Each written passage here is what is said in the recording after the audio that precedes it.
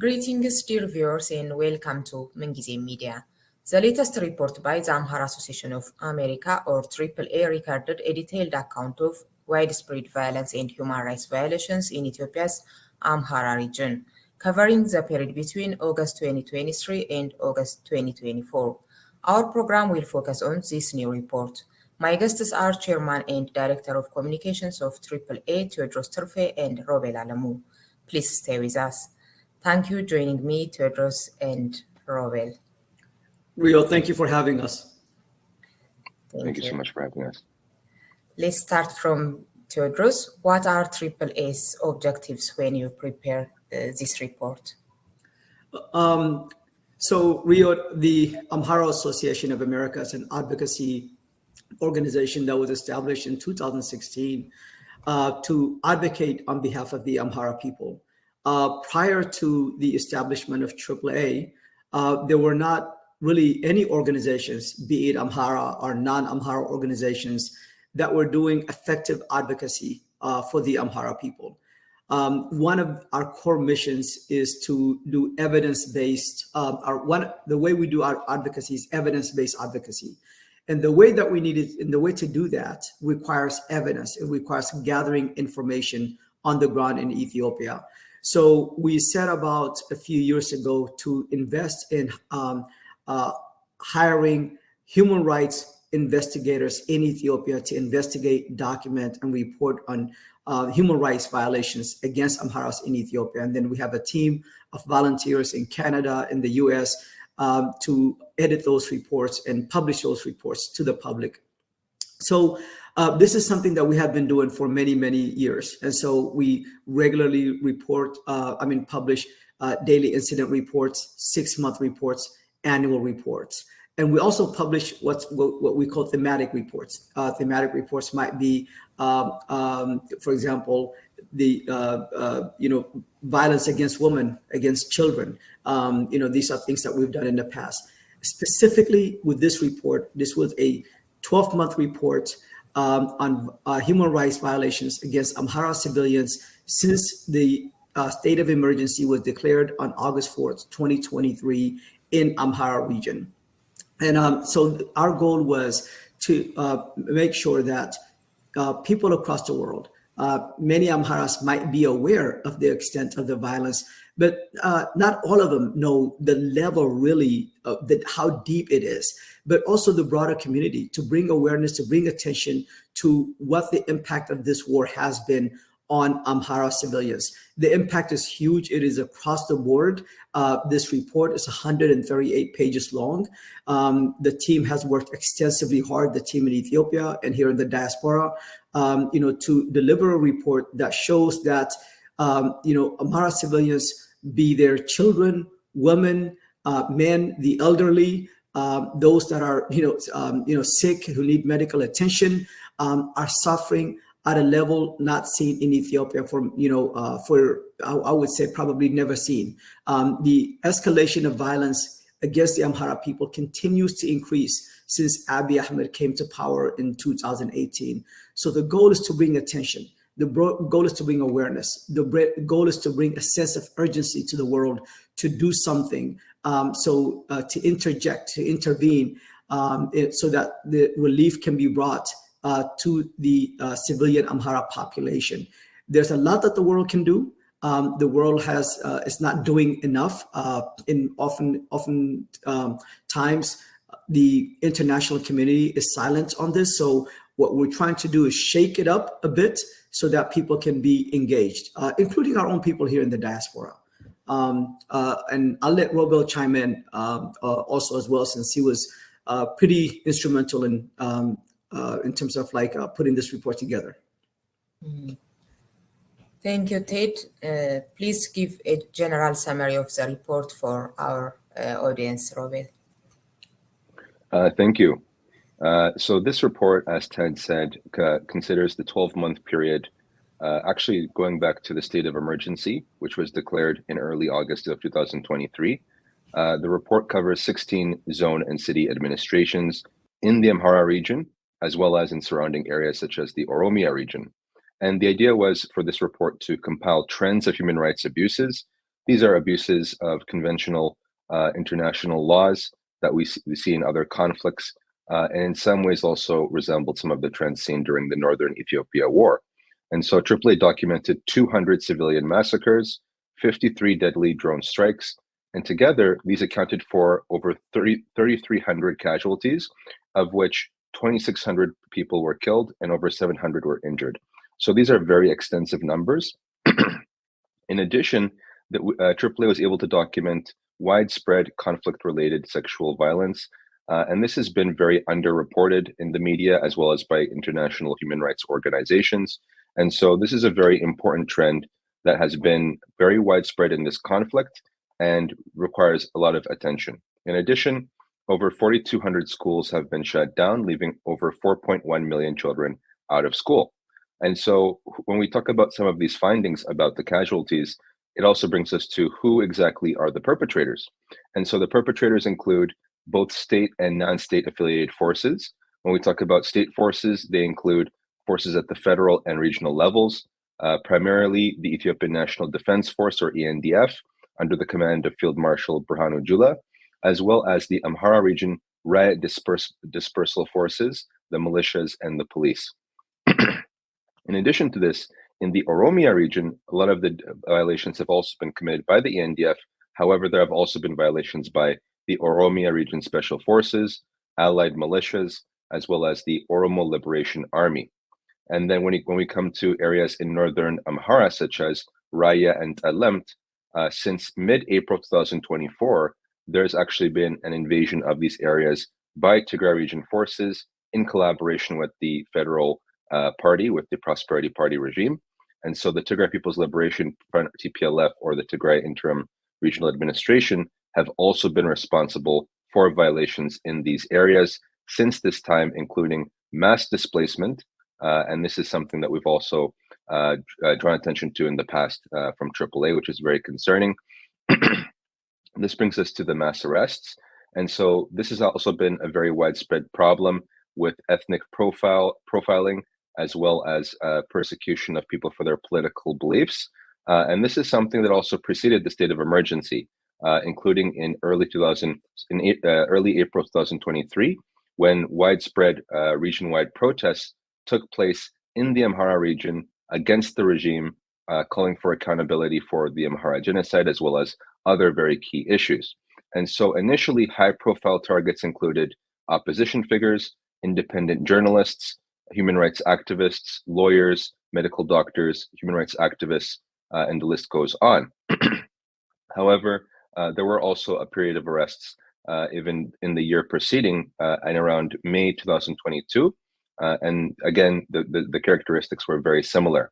However, overall, thousands of people are believed to have been arrested. Much of the time, these people are held in remote detention facilities. One of the notorious ones, for example, is Awash Arba, the military camp located in the Afar region. And so when we talk about all of these things, this highlights some of the trends. There's also large-scale humanitarian crisis and internal displacement. And unfortunately, unlike the conflict in northern Ethiopia that lasted over 2 years, which garnered lots of international attention, the conflict in Amhara has not received the same amount of attention. And that's very concerning because when we talk about, for example, distribution of humanitarian assistance to the region, in order for that distribution to take place, first there needs to be pressure, but there also needs to be a recognition of the problem. There needs to be recognition by the regime, by the authorities, and let alone delivering the assistance, these authorities have actually failed to recognize the problem. So it's a very severe series of findings that this report has brought to light. Thank you, Rob. Teddy, you told us before the aims of the report are bring attention and create awareness. How do you evaluate the result? Well, we always widely distribute our reports. With respect to this report that we just published, it has been shared with US lawmakers, including the State Department officials, US Trade Representative officials. We've also shared it with United Nations officials, non-Ethiopian journalists, human rights organizations, as well as the African Union officials. And so this is a report that we will use to kick off meetings with Ethiopian stakeholders to push them to intervene in the situation.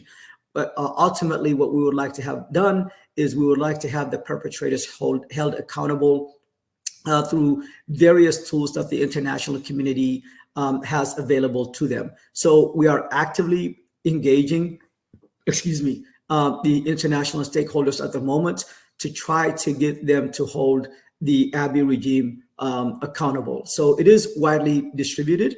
We have been also going to the various press to talk about this report, to bring awareness to the humanitarian and political crisis that the Amhara people are facing. But AAA cannot do it alone, Riot. It requires all Amhara people, especially in the diaspora, who have the means to engage Ethiopian stakeholders to be engaged. What we've done is we've provided a very, very detailed report. Now, just to be frank, this is only a partial finding. This is only what AAA can validate. We rarely ever do an estimation, right? If you look at our report, it has the names of all the people that we have identified that have been killed. We do not list the names of women who are victims of sexual and gender-based violence, but we list a number of instances of rape against women. So this is and the reason why it is a partial list or a partial report is because it is impossible to do human rights investigation in Ethiopia, Riot. For security reasons, our human rights investigators cannot go to all the locations where human rights violations have occurred. Internet blackout also. In addition to that, the internet blackout makes it impossible, because the government really has put completely, isolated the region from the world. And this has really made it extremely very difficult. When we speak with lawmakers, when we speak with non-Ethiopian journalists, what they tell us is it's very difficult to validate what's happening in the Amhara region because of the internet blackout. And then what we push back with is, well, then speak up, say something so that we can put pressure. But, coming back to what I was saying earlier, there are many Amhara organizations across the globe now. There are many Amhara influencers. There are other Ethiopians who are also concerned with what is happening to the Amhara people, not just within the region, but also even outside of the region. They can use this report and other reports that we publish on a regular basis as evidence, as facts to stakeholders to put pressure on the Abiy regime. So we're continuing to do that, and we hope others can join us, to really lobby, elected officials, human rights organizations, international institutions to get involved. We cannot stay outside of this conversation. It's important for us to be, inside those offices, engaging, educating, speaking up, and offering solutions. Because there are oftentimes, human rights organizations, our lawmakers may ask, "What can we do?" And so be prepared to respond to those questions as well. I know it's partial because of the internet blackouts. Therefore, even if it is partial, how do you collect this one also? So one of the things that we have been pushing for a very, very long time is to pressure the regime to do on-the-ground investigations in Ethiopia. So this report shows a trend across all of the region, but even outside of the region, of the vast human rights violations that occurs. We know this is a small fraction, right?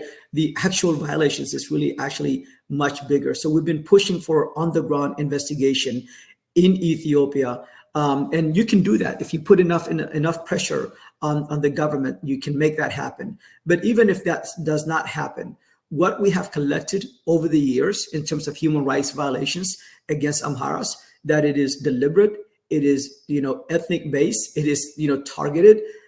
There's enough evidence to show what is happening to the Amhara people is a genocide. And this evidence, all this information that we have collected can be used to hold these perpetrators accountable in the future. If we cannot do that right now, we can still, use this evidence to do underground investigation later on in the future when an appropriate government, is in place, and hold the perpetrators accountable. So but in order to hold perpetrators accountable, the first thing that you have to do is you have to collect evidence. Okay. What about the sexual violence occurred? We know our culture to talk about what happened on them. What kind of method you use to get information, Robert? Or Go ahead, Robert. Certainly, with the conflict-related sexual violence, much like the other violations, this was data collected from our investigators on the ground, and this occurred despite the challenges of the situation, including there being active conflict zones throughout the region, as well as the communications blackouts. However, our investigators were able to contact, medical professionals who have treated these victims, family members, and various sources which have been witnesses to some of these violations of all natures. And as Ted mentioned, the aspect of this being a partial report is not to say that this was the number of victims per se, but more to show the trend, because the actual extent of the violations are certainly much more widespread. And so when we talk about the scale of the violations, it's very widespread. The severity, these are, these meet legal definitions of war crimes, of crimes against humanity, of genocide. And so we hope that this report can serve as a reference point, not just for the Amhara community, but actually for all Ethiopians, or even, people beyond who are aware of this conflict and who can empathize for the victims. You don't have to be an Amhara, for example, to empathize with victims. A lot of the times, for example, some of these violations are not just targeting Amharas. It could be religious persecution. A lot of this has been, it has connotations affecting, these longstanding narratives that are anti-Amhara, anti-Ethiopia, Ethiopian Orthodox Church. And so, a lot of these victims, there's a political element as well. But I think as we talk about some of these violations, these are just universal violations of human rights. I think anyone who looks at this should be able to say, this is wrong. What can we do about it? And I think one of our conclusions here has been that there's been this major cover-up of this conflict on the international stage. And this is in addition to the communications blackout, which has obscured justice and accountability. And so we're recommending that key stakeholders such as the African Union, the UN Human Rights Council, various international countries and global powers and global human rights organizations take concrete steps on their part to act on these violations. For example, the African Union can call upon the African Commission of Human and People's Rights to deploy a fact-finding mission. They can pursue accountability mechanisms. The UN Human Rights Council can establish an independent commission of inquiry. It can appoint a special reporter on Ethiopia to monitor the human rights situation. It can refer to the case to the International Criminal Court. When we talk about some of these powerful global countries, they can impose targeted sanctions on regime officials for these atrocities. And these sanctions could include seizing assets, travel bans, restrictions on military assistance. And then when we talk about this pressure, there needs to also be significantly increased humanitarian assistance. There needs to be support for victims, including victims of sexual violence, which have experienced this very brutal violence and now require rehabilitation. Rehabilitation is not easy, especially in a context where the health system, the health infrastructure has been systematically targeted. That's also been a major finding, not just of this report, but of other reports in the past by international rights organizations. And so that needs to be addressed. And so independent investigations internationally are key to holding the perpetrators accountable. And so for the global human rights organizations, they can scale up efforts to document these violations, advocate for victims, support capacity building, and collaborate to form coalitions for domestic organizations. Because as we have mentioned before, the situation on the ground is very hostile. When we talked about some of the high-profile detainees, members of the press were persecuted, and so that's a very serious issue, and that's also deliberate because there was an intent for them to basically remove independent reporting of the conflict, of the potential human rights violations. So it was very planned. It was something that was meticulously, this war was meticulously implemented by the regime, the siege, and so this requires a very proportional response in consideration of the severity of these violations. Okay. I also read your press statement. It says thousands of Amhara civilians killed as global powers turn a blind eye. What do you think the global powers reasons? There's really many reasons in terms of why the global powers are not giving attention to this. One of the reasons has has to fall on the Amhara community in terms of the level of our as a community. It is recently that we have began organizing. So our organizations, whether they be Amhara organizations and even the FANOs, are not really entrenched within the international community. We don't have the level of relationships that we have established within the human rights community, within the African Union, the United Nations, and the various Western governments which generally speak up on human rights issues. So that network has not fully been established. If you look back at the war in northern Ethiopia, part of the reason why that war got also a lot of attention is because the TPLF had been in power for nearly 30 years in Ethiopia. So the TPLF had established this network of relationships, with the global community, within the UN, within Western governments, the African Union, the human rights organizations. So they use that network to amplify the issues. For example, the work of Dr. Tedros Adhanom, within the UN, constantly tweeting, but selectively, about what was happening to his community and ignoring what was happening to the Amharas and also Afars during the war in northern Ethiopia. So it was the TPLF that was, that played a critical role in bringing attention to what was happening to their community. They were actively engaged, with the global international community. So that's part of the reason. The other reason is we believe that there are some Western powers now that initially had felt that that Abiy is going to be the power in Ethiopia, that when there's no one there that's going to unseat him, and they had decided that they were going to work with him. They had never anticipated that Fano could be a force that would threaten Abiy Ahmed's power. This was really a miscalculation by many Ethiopian and non-Ethiopian analysts. They had never thought that the Fanos had the capacity, the capability to threaten Abiy Ahmed's power. So there were many Western influencers who felt like, all right, we need to see if we can work with Abiy. I think now that has been seriously reconsidered.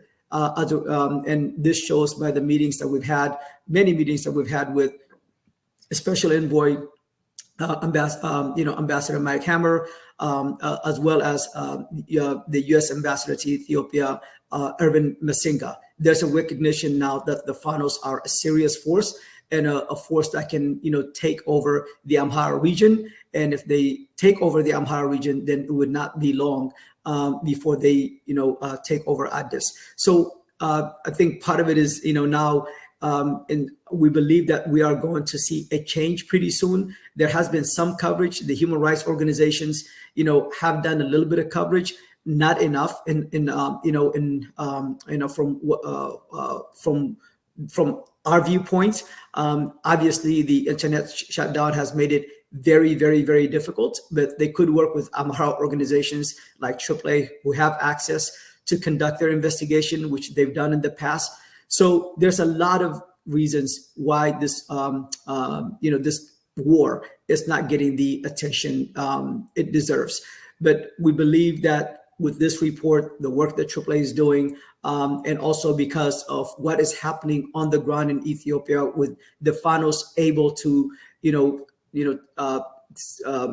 be victorious in their military operations in various part of the Amhara region, taking over and controlling now some of these cities, that we will see the news change. Because if there is a chance that the Fanos can even take over the Amhara region, it would not only have an impact to Ethiopia, but really the region as a whole. And the region is getting a lot of attention right now, and the Fanos are, and the Amhara people can benefit from from this.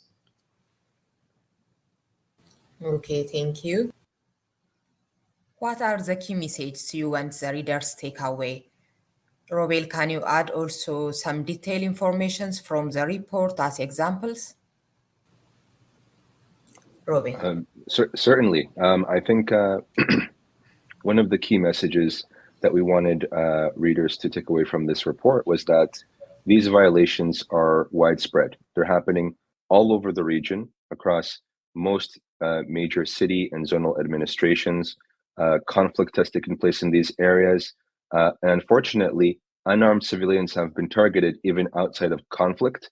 And much of the time, they've been targeted in various ways. For example, being accused of supporting Fano by the regime allied forces. In other times, regime allied forces indiscriminately firing at residential areas. And earlier we talked about the systematic attack on the health infrastructure. And so we had targeting of medical doctors, professionals, targeting of religious sites, so including targeting of priests, nuns. And so the civilian toll of this conflict has been very enormous. And excuse me.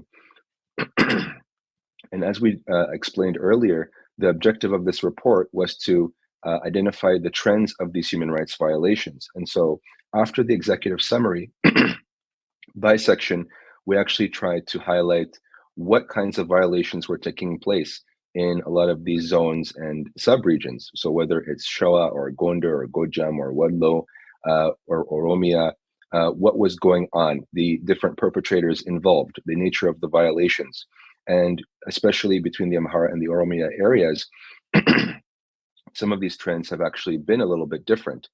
For example, when it comes to the violence in Oromia, there isn't the same kind of fighting as there has been in Amhara, in the sense that there is no significant Amhara force that's fighting the government forces. So unfortunately, the civilians have been targeted on an ethnic basis in a very brutal way, just surely for their Amhara identity. And in much of the time, this involves state forces, such as the ENDF, the Oromia Special Forces, but also, and sometimes even those forces in collusion with the Oromo Liberation Army, a non-state force. And so in Oromia, for example, it's just wanton ethnic-based violence, genocidal massacres of entire villages. And this is a trend that we've seen and documented for many years now at AAA. In fact, AAA just last year released a special legal analysis report detailing exactly how the human rights violations in Oromia meet the requirements and the characteristics of genocide. And so when we use that word, we don't use it lightly. It's because the scale, the severity of the violations meet these requirements. When it comes to the Amhara region, even now it's ongoing. Civilians are being targeted and they're being accused of being Fano supporters and, shot on the street. Sometimes their bodies left out for the community to see, to instill fear. And so the regime has really taken to this anti-insurgency approach with the belief that, and rightly so, that the Fano movement has popular support amongst the majority of the population. We have to remember, when this war broke out in late April of 2023, with the announcement of the law enforcement operation, it followed the heels of major region-wide protests against the regime, against the Abiy regime, as a result of all of this persecution that the Amhara people had been facing since Abiy came to power. But it was also an extension of years of repression, including under the previous EPRDF coalition under the TPLF. And so we're talking now about collectively decades of subjugation, of repression, and then now almost 4 years of consecutive war. And so this is the people who have paid a very heavy price, who continue to pay it. It's very tragic. And the objective of this report is to show what is unfolding, the pattern of violations that's unfolding in this area, so that, for example, our community can use it as a resource to advocate, that the international actors can pay attention. Because, I think when we talk about the attention of the international community, there is growing interest in what's happening in the Amhara area. I think that's really important to signal. AAA as an organization often gets questions from officials, from government officials in the United States, from different researchers and academics in various institutions, from journalists, about what is happening on the battlefield, who is getting the upper edge. And so much of the time when AAA's investigators were getting information about human rights violations, they were also receiving information about, for example, what kinds of developments were happening in the war. And so for this reason, AAA actually opted to begin a new initiative called Amhara War Updates. And so for anybody on the X platform, formerly Twitter, you can search Amhara War Updates, and you can get updates from AAA on a daily basis about what's been happening. And so we've tried to document that because there is a lot of interest. A lot of these actors are looking closely at Ethiopia to see what is exactly unfolding in the Amhara region. It's very unique. It's a very unique conflict, and conflicts in Ethiopia have been unique and have had very unique places in history for a long time. And for example, when we look at the Fano, this is a group that set out without any real armaments, without any backing from a foreign country, and have managed to take control, or have managed to defend the region and take control, with the majority of control in the region, for over 17 months now. This is unprecedented. This is not something that's been seen by other insurgent groups, by the OLA, by the TPLF. The TPLF, if we remember, lost control of the majority of Tigray within a span of about 3 weeks. And so that was with the majority of the country's military force that was stationed in Tigray.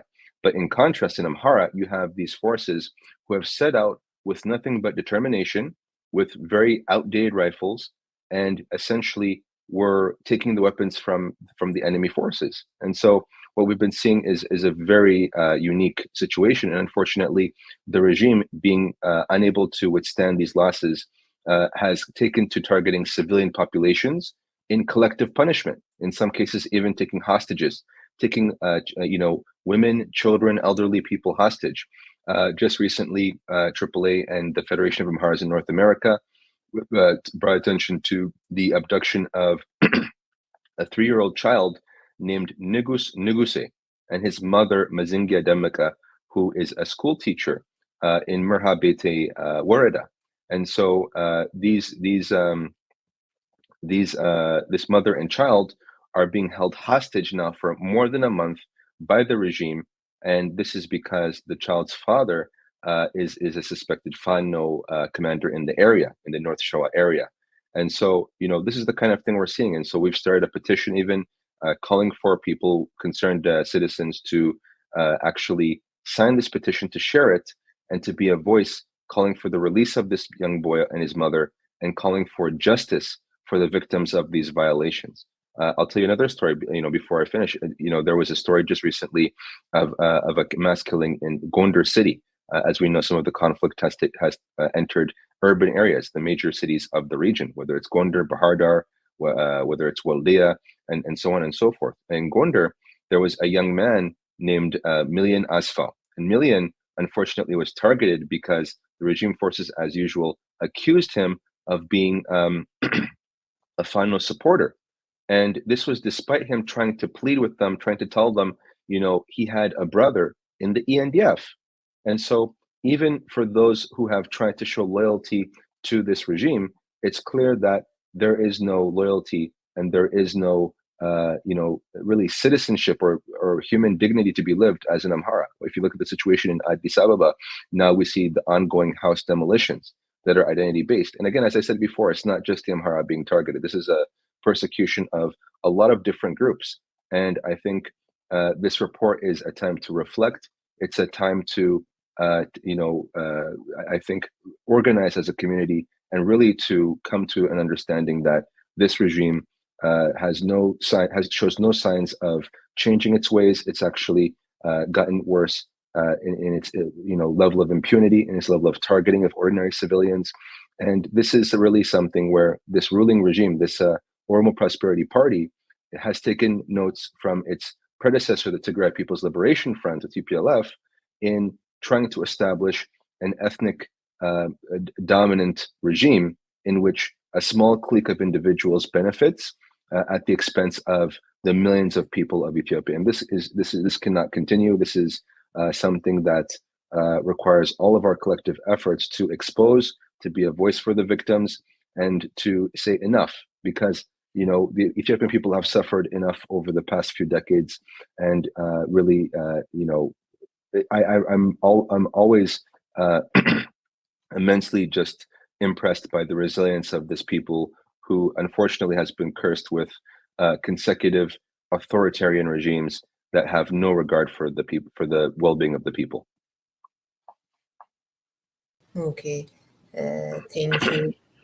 On the report, you described the perpetrators are the state and non-state actors, the Prosperity Party, OLA, TPLF you mentioned, but in some cases, the individuals or the groups in the name of Fano also described as perpetrators. You didn't put these kind of things in the report. Why? One of the perpetrators that we put in our report are the Amhara Regional riot dispersal forces.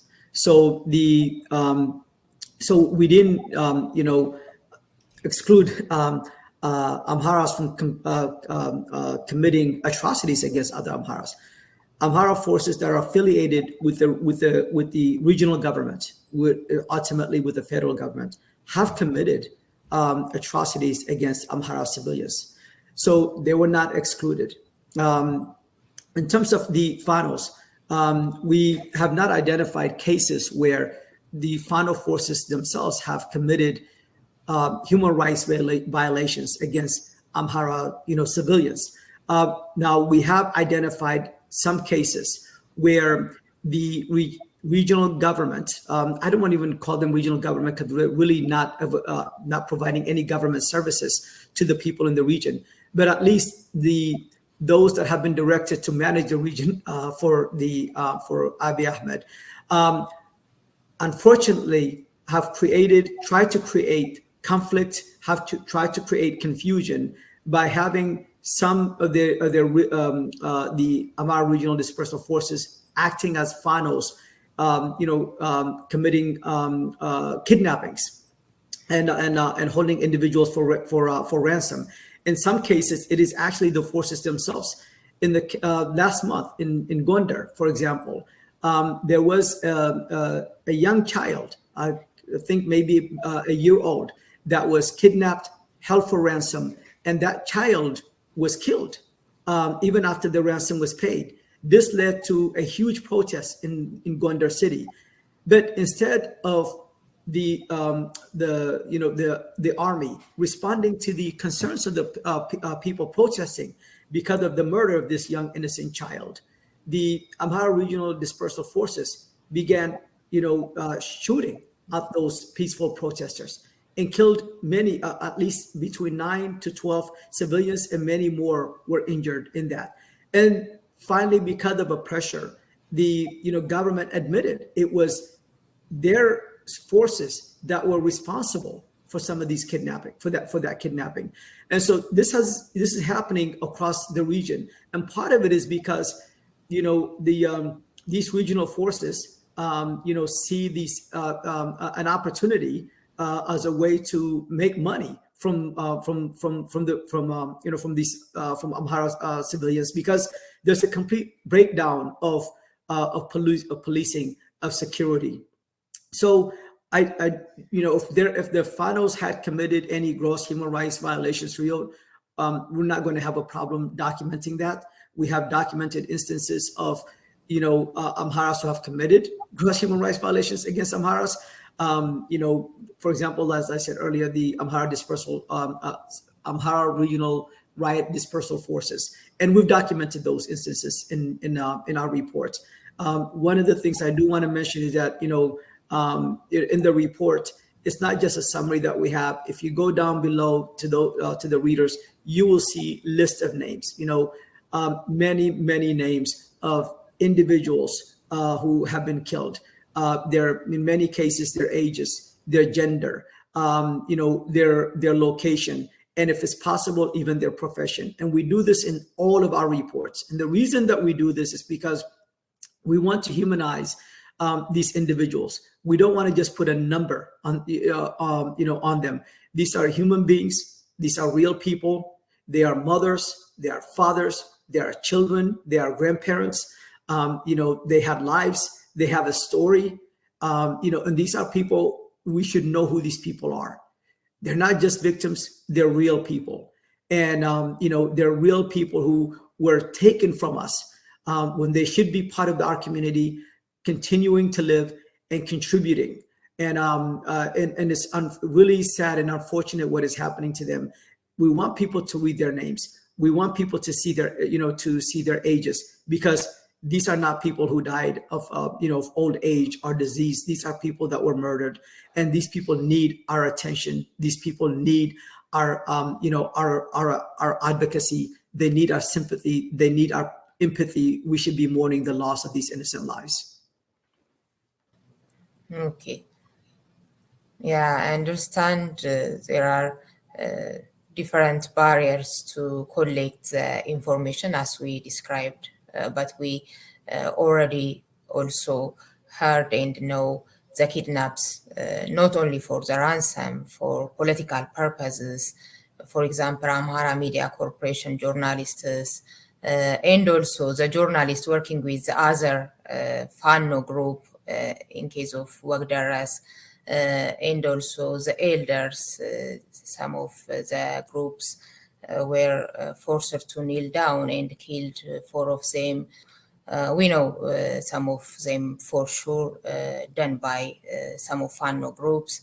That's why I mentioned this kind of things.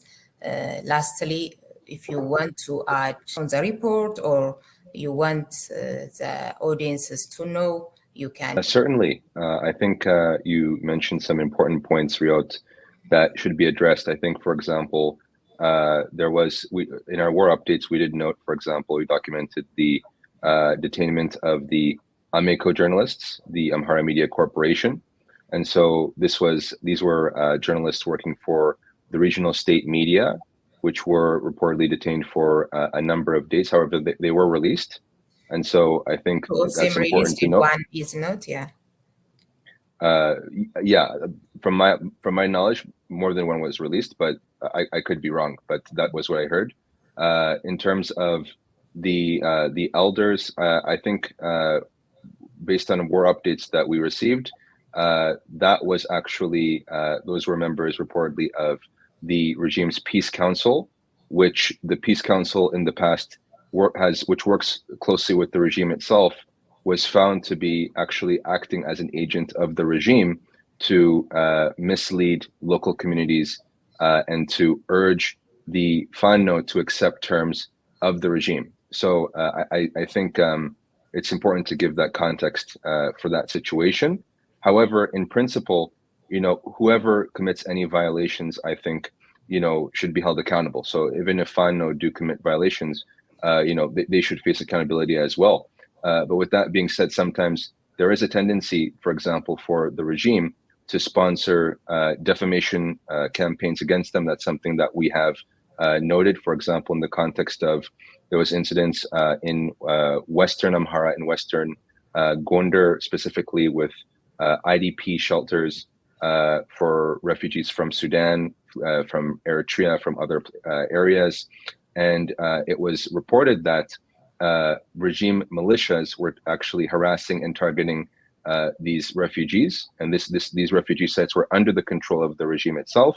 And they were actually trying to defame Fano. So these were, paid, militants who were impersonating the actual Fano group. So I think that's an important element to also outline.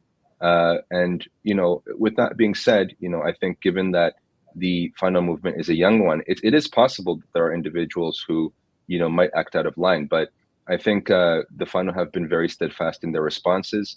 For example, with the incident before that we mentioned regarding the Peace Council of the regime, I believe the Amhara Fano in Gojam issued a statement addressing that.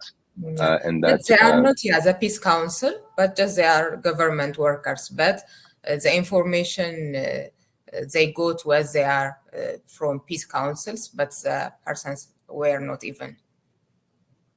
Yeah, I think that should be verified. My understanding was, so the Fano said that they were part of this peace council, and so that should be verified. I think if they weren't, of course, as you say, then whatever them making them kneel, I think it was probably wrong. But I think at the same time, given the scale of the violations by the regime, sometimes there's a tendency to draw a false equivalence, right? So you have on one side thousands of civilians killed, and on the other you have, for example, some of the regime medias who tried to, give undue proportion and severity to the kneeling clip. So although the kneeling should be condemned, there was a propaganda element to it that I think was a little bit disingenuous. The government, medias and also the government supporters, they use it, to create, as you said, false equivalence. So there is also a well described cases, like I said, even between the factions of the Fano. It must be underlined. There is a propaganda, there is a defamation, and also there is some truths. I want to say that. Sorry, Robel, I interrupted you. No, and if I could just jump in real quick here, Robel, you finished? Oh, go ahead, Robel. Yeah. No, I think it's a really important thing to discuss, because I think sometimes a lot of members of the public who maybe are not aware of the situation often they could be misled by the misinformation. So it's really important to address it. And as I said, anybody's capable of perpetrating violations, and they should be condemned in principle. But I think it's just this matter of this constant propaganda by the regime that it portrays itself as not committing any violations. For example, Field Marshal Jula, in an interview in December 2023, when asked about the use of deadly drone attacks, responded that no civilians were targeted. He said no civilians were targeted, and he said they're going to continue. And so, we have documented, and other organizations have documented, that these drone attacks have been deliberately used on civilian gatherings. And so, in our report alone, we documented more than 500 civilian casualties. And so, when these kinds of lies are happening, it's very important to fact check that. I think that's an important role for journalists. If there is wrongdoing by the Fanos, it's important to condemn that as well. I think, from what we've seen from War Updates, there are a lot of reports about, a strong disciplinary culture within the Fano structure. But as I said, it's a new movement, so there could be some mistakes. But at the same time, I think sometimes there's a tendency to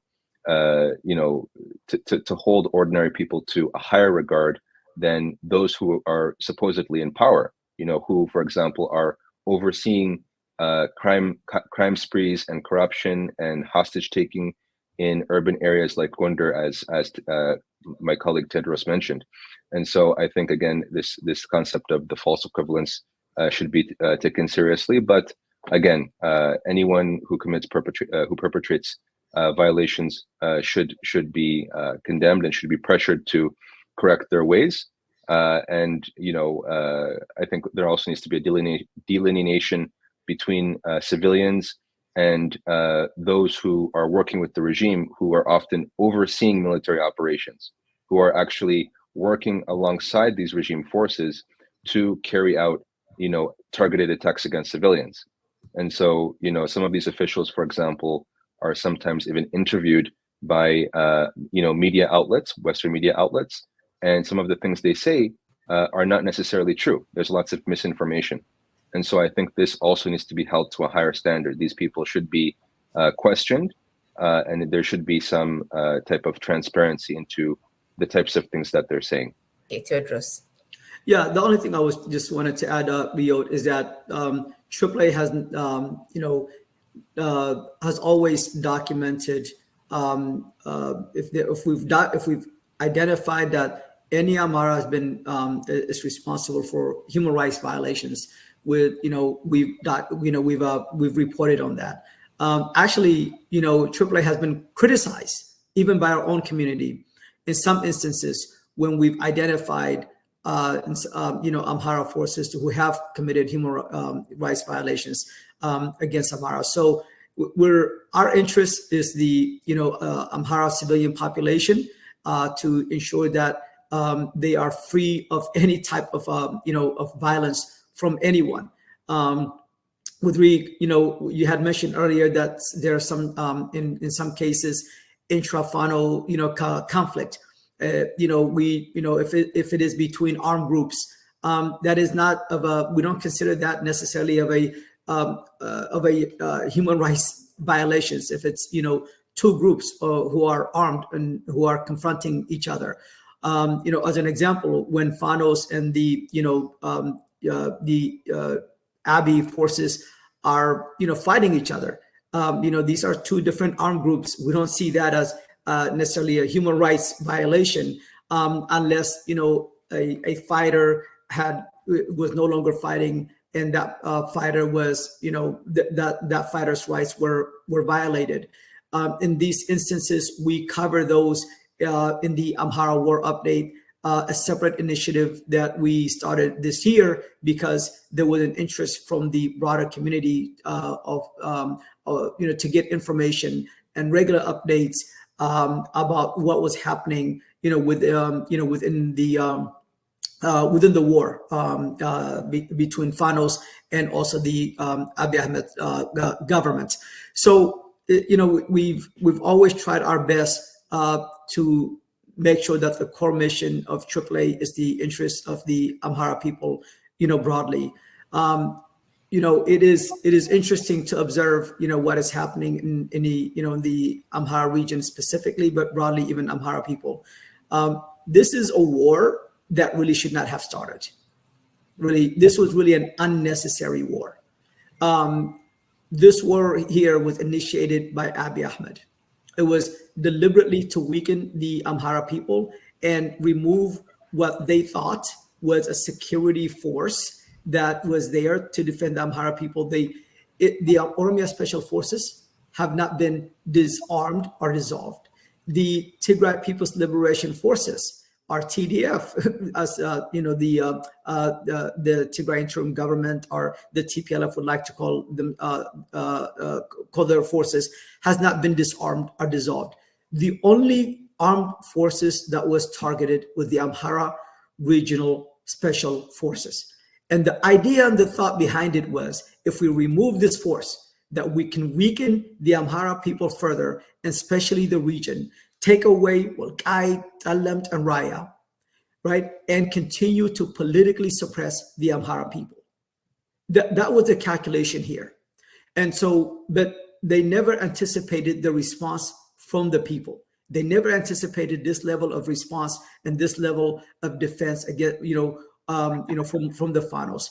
And unfortunately, because of this really of this war initiated against Amhara people by Abiy Ahmed and his political party, we see a great deal of suffering of innocent civilians. And it's not just in the Amhara region. Amharas across Ethiopia have been targeted, in some cases killed, persecuted.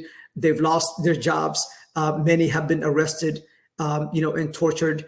And now we are seeing thousands of Amharas leaving Ethiopia.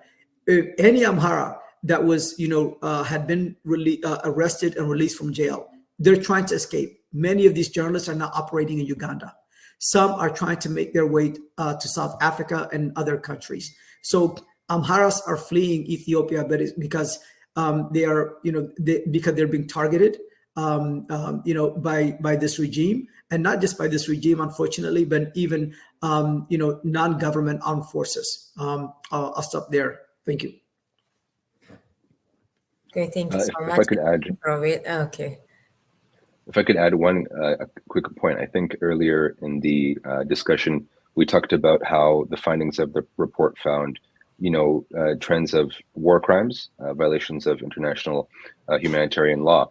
And I think even in the context of conflict, there are rules of conflict. There are rules of, there are ways in which those can be violated.